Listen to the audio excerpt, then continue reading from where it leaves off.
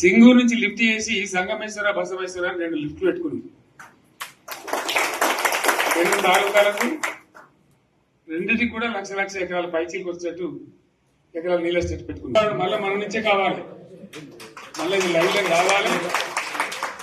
అందరు మంచిగా ఉండాలి. ఎందుకంటే మన పార్టీకి కులం లేదు, మతం లేదు, జాతి లేదు. తెలంగాణలో ఉన్న ప్రతి బిడ్డ మనోడే. వాళ్ళు ఏ మతం ఉన్నారు, ఏ కులం ఉన్నారు మనకు అవసరం లేదు. ఈ తెలంగాణ బార్డర్ గీత లోపలిన బిడ్డలు అందరు మనోళ్ళే, అందరు బాగుపడాల్సిందే. ప్రతి ఒక్కరికి న్యాయం జరగాల్సిందే. ఆ న్యాయం జరిగి ఆ ఫలితాలు తెలంగాణకు వచ్చేదాకా ఇంకెవ్వడు కొట్లాడాడు, ఎవరితో కాదు. అది అబద్ధాల పంచాంగం. మళ్ళా మనమే కొట్లాడాలి. అంతేనా? పక్క మాట అనేది కొట్లాడదాం కదా. ప్రాణం పోయినా సరే తెలంగాణకు రక్షకులు మనమే. తెగించి కొట్లాడాల్సిందే. తెలంగాణ హక్కులను కొట్లాడాల్సిందే. మనమే కొట్లాడి తీరాల్సిందే. అలా 2వ మాట లేదు. కాబట్టి దయచేసి అవసరమైన సందర్భంలో మీ జిల్లా నాయకులు పిలిపిస్తారు, రాష్ట్రం నుంచి నేను కూడా పిలిపిస్తాను. మీకు సిద్ధపడి ప్రత్యక్ష ప్రజా పోరాటాలు లేవదీసైనా సరే మన ప్రాజెక్టులు సాధించుకోవాలి, మన నీళ్లు సాధించుకోవాలి, మన ప్రజలకు అన్యాయం జరుగుతుంటే ఎదురు తిరగాలి, కొట్లాడాలి. తప్పకుండా ప్రజలకు న్యాయం చేసేదాకా మనం ముందు పోతూనే ఉండాలి. తెలంగాణ కోసమే బయలుదేరిన జెండా గులాబీ జెండా. తెలంగాణను సాధించింది గులాబీ జెండా. తెలంగాణను మంచిగా చేసి లైన్లో పెట్టింది గులాబీ జెండా. భారతదేశంలో నంబర్ 1 అనేక విషయాల్లో చేసి సాధించి చూపెట్టింది గులాబీ జెండా. కాబట్టి దయచేసి నేను మీ అందరిని కోరేది, మీకు మంచి ఎమ్మెల్యే ఉన్నాడు మాణిక్రావు గారు. ఆయన నాయకత్వంలో మంచిగా పనిచేసి మంచిగా ముందుకు పోయి చాలా చక్కగా మంచి ఫలితాలు భవిష్యత్తులో సాధించాలి. పరమేశ్వర్ పాటిల్ గారికి, వారు వెంట వచ్చిన మిత్రులకు నేను ప్రత్యేకంగా ధన్యవాదాలు చెప్తా ఉన్నాను. ఇటువంటి కార్యకర్తలు, ఇటువంటి నాయకులే పార్టీకి పట్టుబొమ్మలు, తెలంగాణ జాతి రత్నాలు. తెలంగాణకు ప్రమాదం వచ్చిందన్నప్పుడల్లా ఇటువంటి బిడ్డలు ఎక్కడో లేచి నిలబడి వాళ్ళ మాతరంగాన్ని ఆ సోయి చూపెడతా ఉన్నారు. మీరు నడిచిన 140 కిలోమీటర్ల పాదయాత్ర వృధా పోదు. ప్రజలందరూ కూడా మనం చూసాం. దాంట్లో తోపట్టు కూడా మీతో ఎంతో మంది మాట్లాడింది, అడిగింది మిమ్మల్ని ఎందుకు పాదయాత్ర ఇస్తున్నాను. మీరు కూడా అందరికి చెప్పిండ్రు, అంతే కదా. మీకు కూడా అర్థమైంది ప్రజలు ఎంత వ్యతిరేకం ఉన్నదనేది. సో ఆ రకంగా మీ పాదయాత్ర వృధా పోదు, మీ కష్టం వృధా పోదు. తప్పకుండా రాబోయే రోజుల్లో విజయం మనదే. అయితే మన విజయం మన కోసం కాదు, అది తెలంగాణ విజయం కావాలి, తెలంగాణ ప్రజల విజయం కావాలి, తెలంగాణ రైతుల విజయం కావాలి అని మనవి చేస్తూ మరొకసారి పరమేశ్వర్ను వారి బృందాన్ని అభినందిస్తూ వస్తారంటే మనకు లైన్. సరే, నేను గంభీరంగా మౌనంగా చూస్తున్నా. నేను కొడితే వడ్డీ కొట్టు నాకు అలవాటు లేదు కదా. చూద్దాము.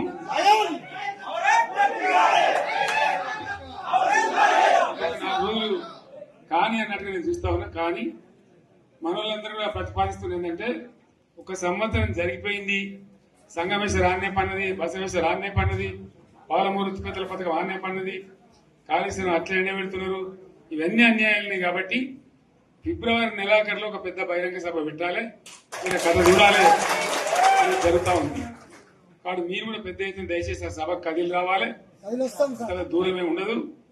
ఆ రకంగా తెలంగాణ శక్తి ఏందో మరొకసారి చూపించి వీళ్ళ మెడలు వంచి ఇప్పుడు సాధించాలి. భవిష్యత్తు కోసం కూడా కొట్టాడక మనం సిద్ధంగా ఉండాలని తెలియజేసుకుంటూ, పరమేశ్వర్ గారికి అంతటి లోకమంతరం ఇది. ₹1 కోట్ల భూమి ఇప్పుడు 50 లక్షల కట్టలేదు.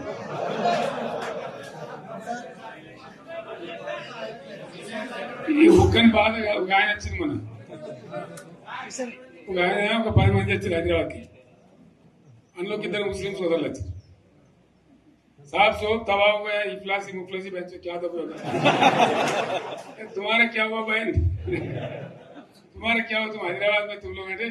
मेरा कारोबार है साहब, मेरा छोटा मोटा कारोबार है, होटल भी है, 70% गिर गया है।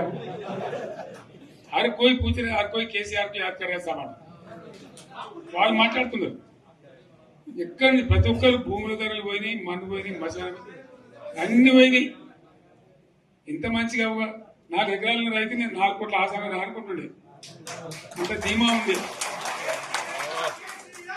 ఎంత బాగుంటే హైదరాబాద్ నుంచి అడిగితే కూడా వచ్చి మనం ఇయ్యకపోతే భూములు డిమాండ్ పెరగానని అంత బ్రహ్మాండంగా మారుమూల ప్రాంతంలో కూడా 40 లక్షలు 50 లక్షలు ఎకరానికి ఉండే అటువంటిది సగానికి సగం పడిపోయి మొత్తం నాశనం చేసింది. వీళ్ళు ఇట్లే వదిలిపెడితే ఇంకింత నాశనం అవుతుంది. కాబట్టి మనం కొట్లాడాల్సిందే. నేను ఇంకొక మాట మీకు చెప్తా. ఎలక్షన్లలో నేను మస్తు చూసిన 50 ఏళ్లలో పార్టీలు గెలితే ఓడతాయి. ఇంత మాయలు ఏడాది లోపలనే కాంగ్రెస్ పార్టీ దొరికితే కొడతాం రానంత గొప్ప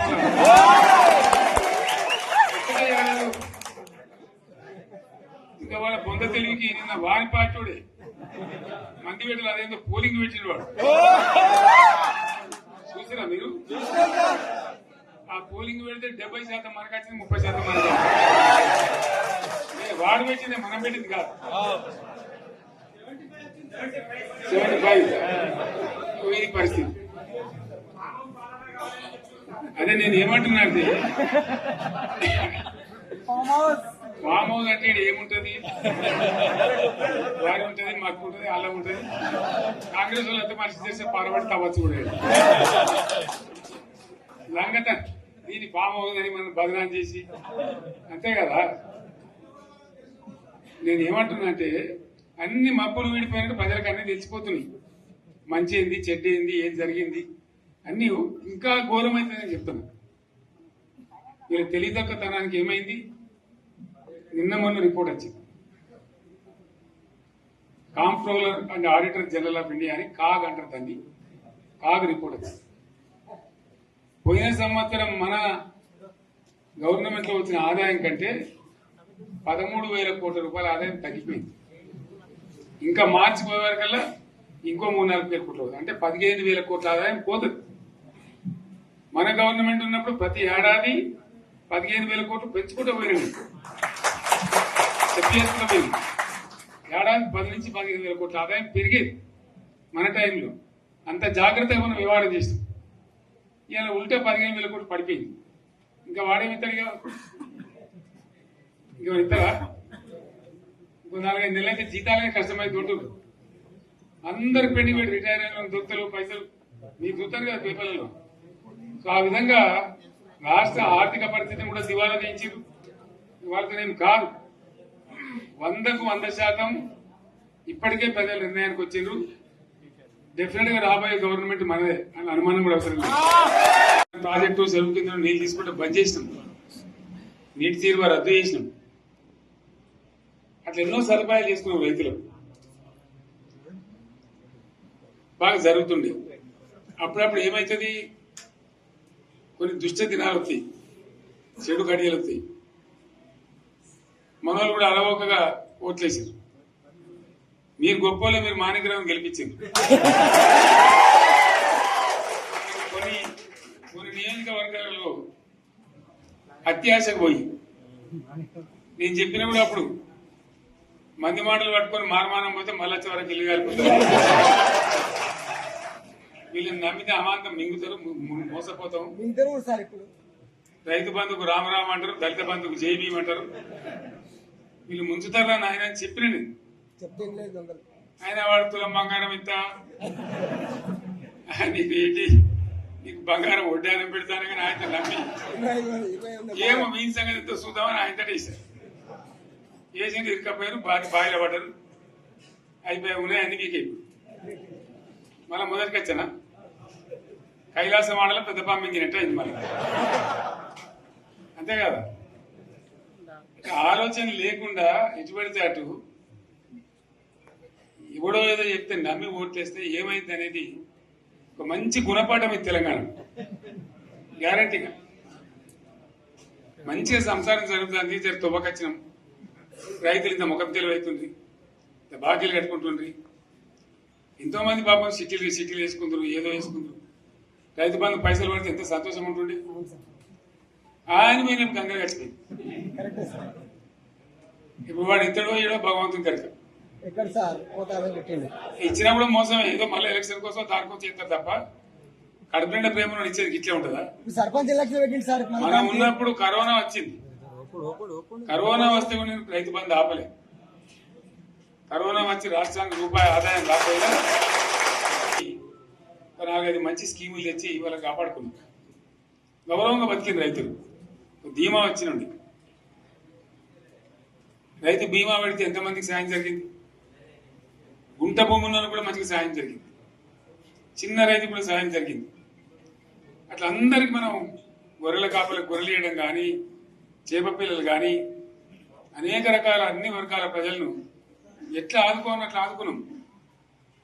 మా తెలంగాణ కదా మేము తెచ్చుకున్నాం కష్టపడి. మా వాళ్ళందరి పైకి రావాలి. కాంగ్రెస్ గవర్నమెంట్ ముస్లింలు ఓట్లేసుకున్న తప్ప ముస్లింలకు మనం చేసిందా? ఇమాం మౌజాన్లకి మన జీతం ఇచ్చిందా? మనం వచ్చినాకనే ఫస్ట్ టైం వాళ్ళని గుర్తించి వాళ్ళని గౌరవించుకున్నాం. ముస్లిం మైనార్టీ పిల్లలకు, మన గిరిజన పిల్లలకు, మన ఎస్సీ పిల్లలకు, మన బీసీ పిల్లలకు ఎంత మంచి రెసిడెన్షియల్ స్కూల్ పెట్టుకున్నాం.